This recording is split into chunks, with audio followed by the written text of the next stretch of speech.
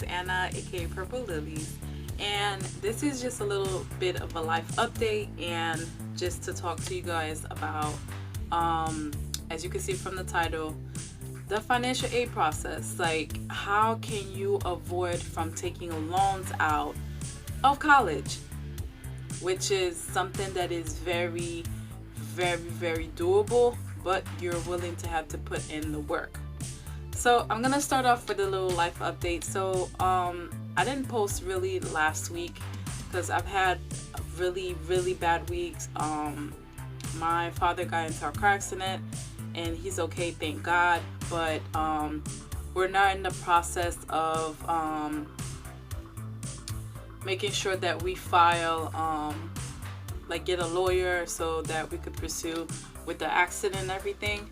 But I personally just thank God, I keep saying it, that he came out okay, because 2 other people got hurt in the process. But guys, it was a bad accident. So the fact that my dad just came out that he was a bit swollen, but on his left side, but he was fine.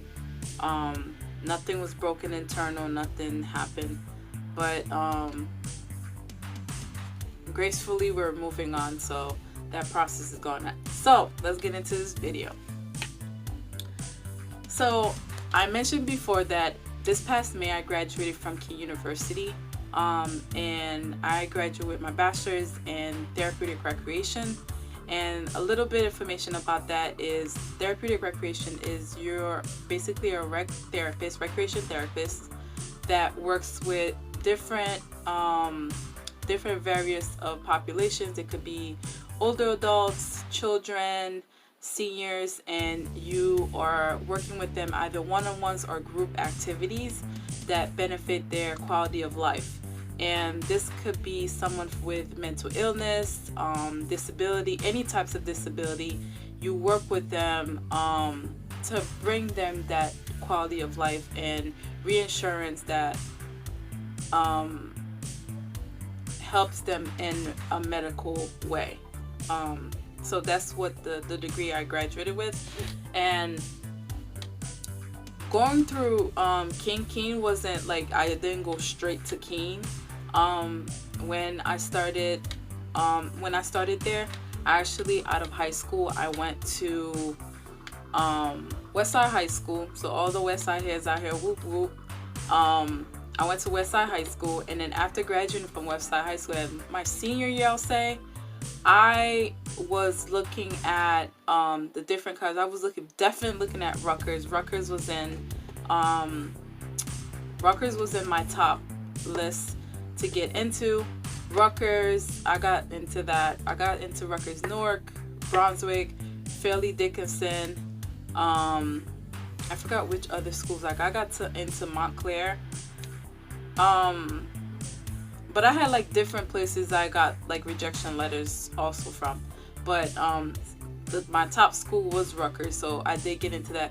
The reason why I didn't go into Rutgers like right away is because I just wanted to like stay more home to help my parents out. So I ended up going to County College instead. I went to Essex County College, and I graduated from Essex County College 2016. And from there, I was looking at like what other schools that are affordable. So not saying that everybody have to go to a 2-year school, but in my opinion, it saved me a lot of money. Like, when I mean a lot, it saved me a lot of money. Pretty much like I didn't have to buy books. I didn't have to pay for tuition or none of that, because one, I was working and I was of age to have my own taxes. You have to be 24 in New Jersey. I don't know how it is in other states, but I had my own tax. I was working, but I wasn't making big money. So as far as income, yearly income. So I didn't have to pay out of pocket for my tuition, because I know for a 2-year school you have to be making $25,000 a year and up to not be considered qualified for financial aid. So when I tell you guys, I've joined everything from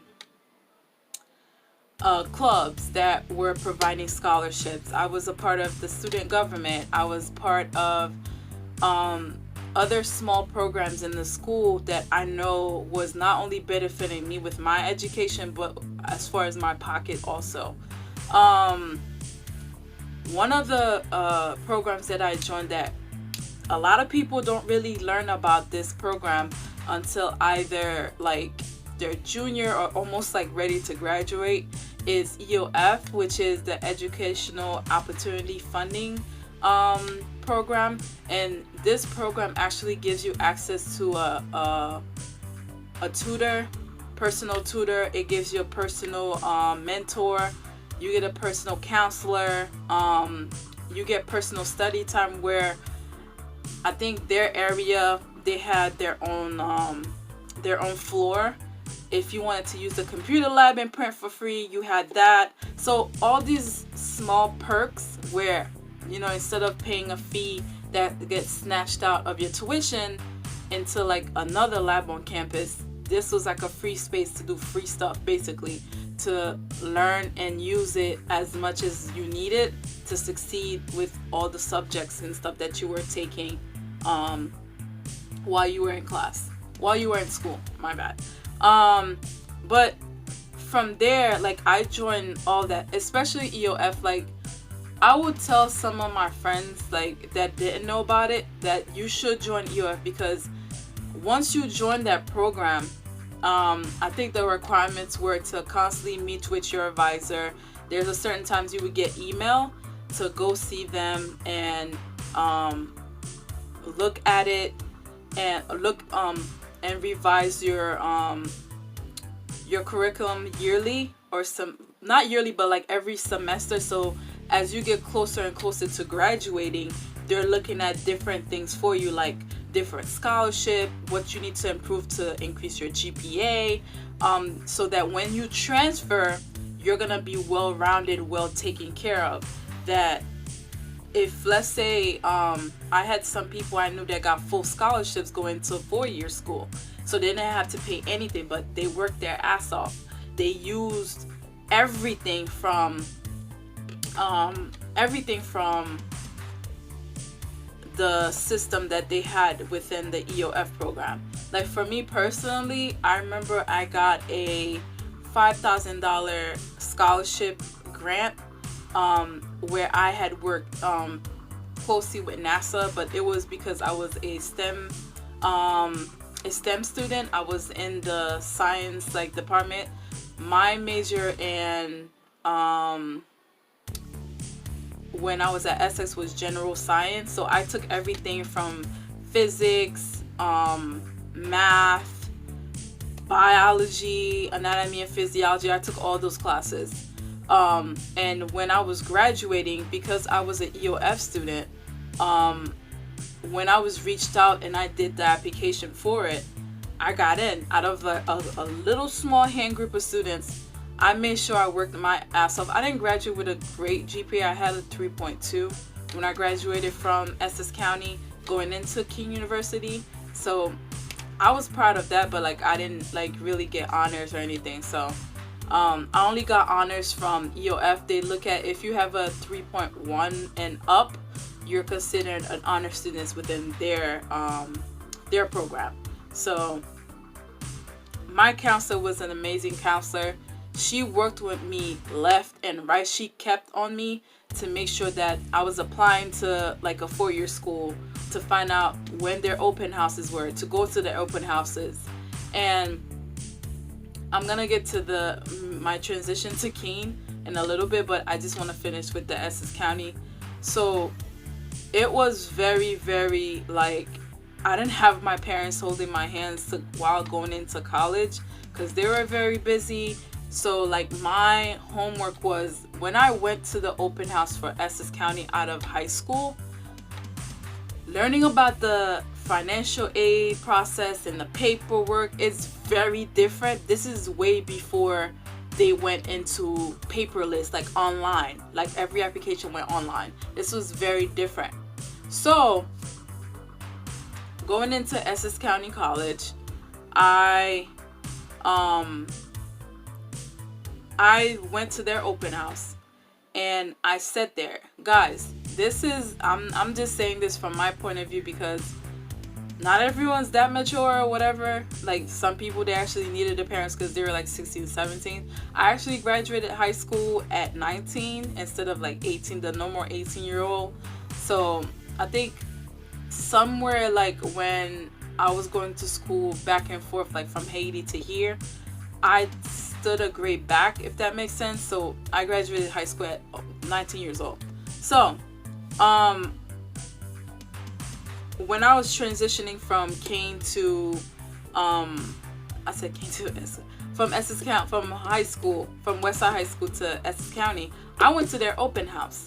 And while I was there at the open house, I wasn't really focused on their mascot. I was making sure that I was not distracted by anything. And I mean anything.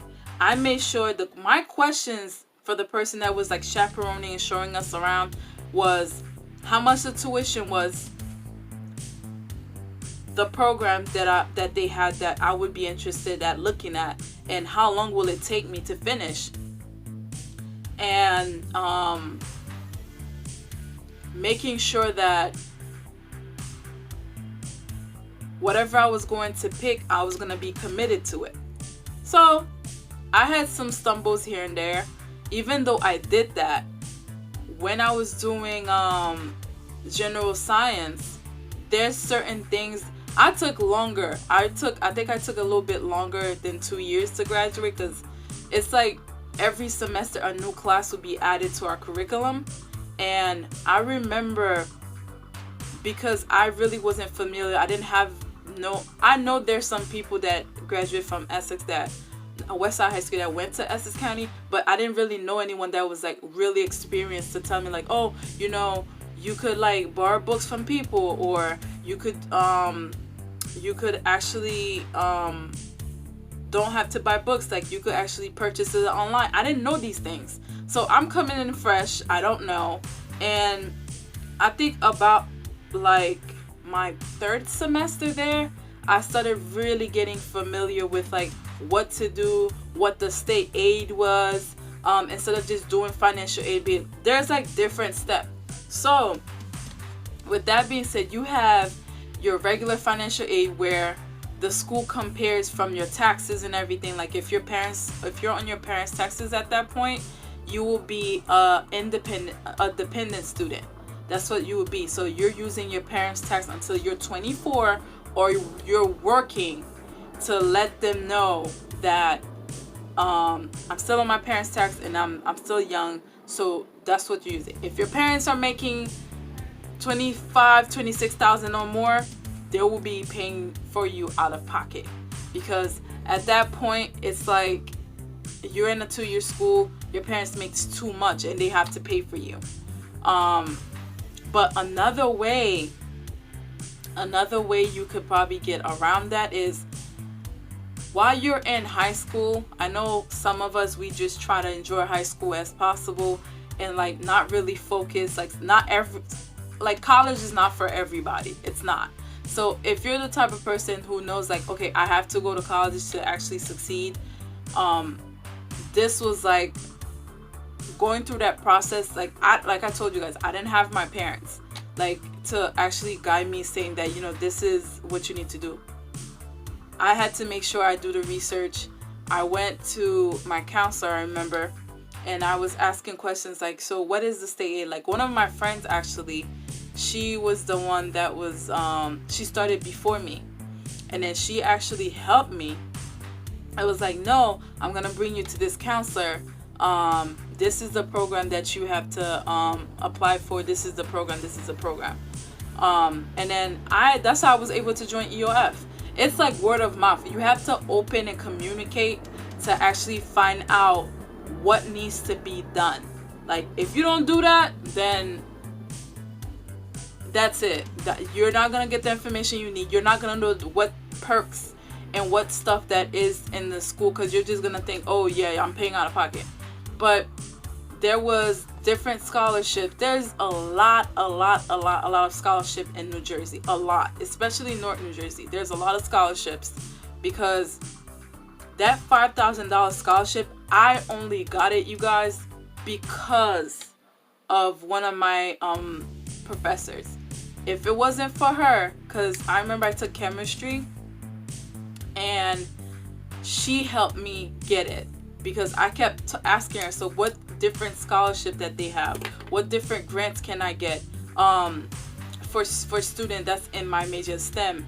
Like, if you're in mathematics, medical field, nursing, there is grants and scholarships out there, but you're gonna have to communicate with other people that are already graduate or they're above to help you. If not, then you're screwed because you're not gonna know. So back on track, like once I applied for the programs and I got in, then I was using my dad's tax and my mom's, like, to get their joint. So I wasn't even like 24 yet, so I was still young, and I was working, but like it was more like babysitting, so it wasn't really like money that I was making coming from like taxes and stuff. So once I was like 23, I started working at this daycare, and then I was like, getting paid, and they were taking taxes off of me and all that. And then at 24, I started working at a country club, and they were taking a lot of taxes. So at 24, at that point, I was not a dependent student on my parents' taxes anymore. I was actually off their taxes. I had my own tax by myself. Although your name might still appear on their taxes, but because I was 24, I had my own tax. Because I was making less as far as like annual income, I had more money coming. Like, I didn't have to pay shit for school. I didn't have to pay for books. As far as books, I would recommend talk to like peers that are like higher, or if someone that started the school before you that are doing the same major, ask around, ask them, do you have this book, especially if the teacher didn't change the new edition or anything. And there's different websites. You have Chegg, Bookslug, there's different, like, I know most of you guys could actually research on YouTube and get like different websites you could get the books or PDF version for free. So I didn't have that like when I was in college. So I'm glad I'm able to like share that type of information. So like while that happened, one of the things I noticed is that with financial aid, they changed. But one of the perks is because, and I'm asking everyone to do this, if you're going to a 4-year school, and I found this out when I was going in Keene, and have I known, I would have done it. So because I was a transfer student coming from Essex County, there is a law that states whatever 4-year school you choose to go to, this is apart from like the Ivy Leagues, whatever school you choose to go to within like that New Jersey or even outside of New Jersey, they have no choice but to accept all your credits. They have no choice but to accept all your credits, which is like awesome. But if you go from high school straight there, please make sure you have at least a full ride. Don't just go to a 4-year school if you know you're gonna have debt. Don't just take that as it is, like, oh, I'm gonna have debt, so I'm gonna just no. Help your parents out. If you know your school is going to be expensive, you already know what your dream school is, start working hard while you're in high school. Start working hard. Make sure your SAT scores is on point. Make sure your application is on point. Make sure your letters of recommendation, your grades, your extracurriculum, like what you're doing while you're at high school, make sure that's on point, and try your best to get a full ride, if not a partial, especially if you know your school is going to be very, very expensive. Like, my advice is like, before going straight to a 4-year, try go to a county school. I know sometimes some of us, they be like, oh, I cannot wait to go to school and get away from my parents. But the way college is going on right now, college is a business. A lot of people forget that it is a business. Just like you go out and buy something very expensive, college is expensive. At the end, when you get that little piece of paper, some people might have paid $200,000 in loan debt. And I'm gonna talk about that in a little bit, but like, yeah, like you had to take out a lot of money to get that little education. And most of the time, some people don't even like get a job or out of the school that they went. That's another thing. Make sure like whatever you're going for as far as like a career, make sure that career is something that is wanted right now, something that is booming, that is producing jobs, that is producing an income, so that you don't have to keep scratching your head or coming out of school and having all these loans and debt, but can't even like get a good job within your field to pay them back. It doesn't make sense, right? So getting back on track, talking to you guys about this, like I had to make sure that I had to do the financial aid. That's one part. The financial aid, like I mentioned, they ask you information about yourself. If you're an independent student or a dependent student, you only fill out an independent part if you know you're 24, you're working and making your own money. That's when you fill out the independent. But if you are above age, like you're 18 to like 23, you have to be a dependent student, because you're not either, even if you're working, if you don't have your own, even if you have your own taxes, you can't really fill the dependent part up because you're still on that particular, your parents' taxes, so you can't do that. One thing I'll say is going to Kane. This was a big thing. I really wanted to stay on campus, but because of tuition, I could not. So I just became a full-time commuting student. And Lord and behold, I thought, guys, I would never pay loans.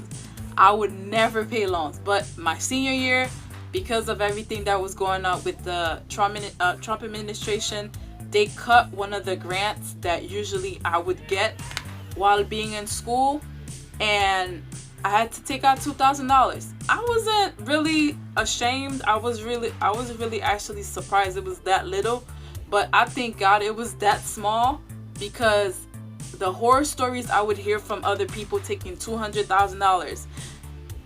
Guys, if you know you're gonna be taking out loans,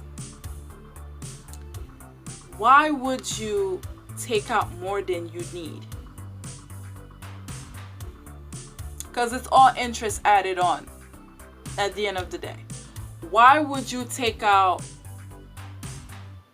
$20,000 and you know your tuition is only what, $6,000? And this could be you staying on campus or not. Why would you do that? To me, that's stupid. Some people come to me and tell me that, like, that's a stupid move. Even if they give you all that money, right? Even if they give you all that money, whatever you need, take it, and the rest, give it back. And even if you get a refund, the most important, smartest thing I would recommend, if you get a refund, you could take a little chunk and pay your bills if you have bills or whatever. The rest, put it to the side. So by the end of your years being at your 4-year school, you'll take all the money that you've been saving and be like, here's a chunk. Now you could start working and doing your payments on how you're supposed to do them. Now, going on to how to be free on campus. Staying free on campus. There is this thing called room advisor, meaning that you will be assigned to a different dorm rooms for either the freshmen, upperclassmen, and you're basically working, but you get to live there for free. All right. That's one thing I found out in my senior year at Kane. If I could have done that, I would have stayed on campus for free. All I had to do is fill out the paperwork, wait till they call me, go through training, and I would have been a dorm advisor. I got the name right, dorm advisor. This would have allowed me to stay on campus for free. So if some of you guys, you're in high school right now, you're going to open houses to find out which college you want to go to, I would highly recommend. Don't just go to these open houses to just find out, oh, if they have Starbucks, if they have a great lounge to go eat. No, that's not important. You need to be finding out, okay, so I don't have a lot of money. I'm broke, coming in as a college student. What scholarships do you guys provide? What extra free curriculum do you guys provide? Like, what stuff that could get, like I said, ask about the dorm advisor. As a person that's coming in, even if you're a transfer student or you're a freshman, can I do it? Can I be a dorm advisor for the freshman hall? If you're a responsible person, can you do it? You live there for free. For your 4 years there, you'll be free. You'll be free. As far as like the financial aid part, if you go to a 2-year school, join EOF. The perks about joining EOF are the regular financial aid student gets 6 years of financial aid. You being an EOF student, you get more than 6 years of financial aid. That's how I was able to go through college, like 2-year college and a 4-year college without paying. I unfortunately had to pay a $2,000 loan and take out a $2,000 loan because one of my grants got cut last minute. Other than that, I would have went through college with no debt. And another thing, if anybody is looking for their masters to be paid, and let's say you don't have any loans with you, you don't have any loans that you have to pay, and you're done or you're finished paying your loans and you want to go for your masters, Keene University has a program that is called grad assistantship, where you filled out the application for grad school, whatever major that you're going to be in grad school. You file that you are interested. There's going to be a selection. You file that you are interested in being a grad assistant. And a grad assistant, basically you're working within your major with a advisor, or you could ask a teacher, someone, if you get familiar with them at the school that you're going to be going to for grad school, and ask them, oh, are they looking for grad assistants? Are they going, basically you're doing like filing work and like office work, but you get paid. That money, to be honest, you could use that for your books. It's a good amount of money, like $300 to $400. You could use that for your books. But the beauty of it, your whole master's degree gets paid for. It gets waived. All you have to do is keep a certain amount of hours. I know some of us, we work 2-3 jobs, but if you squeeze that in your schedule, I promise you, you will not be disappointed. But before you guys, just go ahead and do your research. Go to the open houses, fill it out, and see like, okay, is this somewhere I want to go? Is the tuition good enough for me? If it is, I say go for it. If it's not, look somewhere else. But I don't know any other schools that I think every college has that. But some of colleges, it's harder to get into the grad assistantship. In my opinion, Keene is like more faster, reliant to get into than other schools as far as like grad assistantship. Again, for financial aid, joining EOF program, even as a freshman, if you're coming in as a freshman, and please join EOF. Please join. Even if you think that your parents might be making too much, join. They do not discriminate. Join. So and you get like a small grant from them too. I think $656. It went up. The grant went up recently for the program, so they get more money as the year go. That's what they've been telling us, because I was a former EOF student, and EOF has helped me a lot. If it wasn't for EOF, I would be paying more than that $2,000 loan, to be honest. But like I mentioned, there's different schools, different grants, different scholarships. So you need to find out your research. Go to your school's open house and make a list. Come with your list, even if you're with your parents, or you're not with your parents at that particular time at the open house. Make a list of the questions that you want to ask, okay? And talk to them about it, because in the long run, guys, school is not for everybody. But some of us, like for me, for example, I know me going to school is going to be a way for me to get to where I want to go. And another thing, build your network. Build your network. I'm not gonna say that again. Build your network. Because guess what? Some of us, when you're gonna need a letter of recommendation to get that job, and you're trying to network to find out like what jobs are open after you graduate. Some people I know personally, they got scholarship opportunities, they got internship opportunities. For me, I had no choice but to do my internship that I'm doing now to get my degree, because it's a requirement for me to do it so I could get licensed as a therapeutic recreation specialist. So I have to do it. But some people get internship opportunities where they're being groomed so that they could actually go to work, which is beautiful. So while you're in college, make friends. Yes, it's good to make friends, but also make friends with some of your professors, because they could actually open certain doors. Not just be friends with someone to open doors for you, but you could actually learn from them and like get some information that might benefit you to go into your job. Okay? But I hope what I've talked, I know this video is very long, but I hope this has answered some people's information on what you need to do. If you have some questions, I am going to leave my my Instagram info below. I always do. DM me, talk to me. I'm not a stranger. Well, I say I'm not a stranger, but talk to me if you have any questions on social media. I will gladly answer them. There's certain things I'm not gonna have time to talk about it in this video, but please, please, please, please, if you have any questions regarding that, like if you're a parent and you have information about that, if you have a first year son or daughter going off to college and you have questions, ask me questions. Let me know. I've been around it. I know what's going on. All right, so please let me know. Oh, another thing.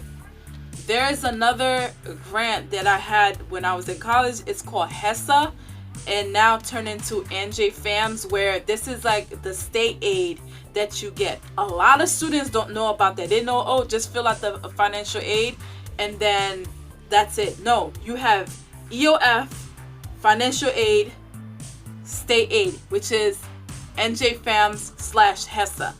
That's what they have. With the NJ-FAMS, basically you're filling out, if your parents have a business, all that, there's like a whole application that it asks you questions about that.